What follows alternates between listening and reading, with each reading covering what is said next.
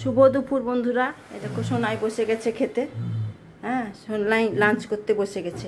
লাঞ্চের মেনুটা তোমাদেরকে দেখিয়ে দিই। এ দেখো ডিম সিদ্ধ, কচু ভাজা, আর হয়েছে ডাল। আর আমি ওই কালকেরই ওই আলু পোস্ত হয়েছিল, ওই আলু পোস্তটা অনেকটা আছে, ওইটাই আমরা একটু লঙ্কা দিয়ে একটু ঝাল ঝাল করে দিয়েছি। এটা আলু পোস্ত, কালকের আলু পোস্তটা।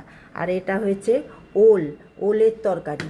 এটা ওলের তরকারি, নারকেল কোড়া, জিরে আদা লঙ্কা দিয়ে আমি নারকেল কোড়া দিয়ে ওটা খুব সুন্দর করে করেছি, খুব ভালো লাগে খেতে।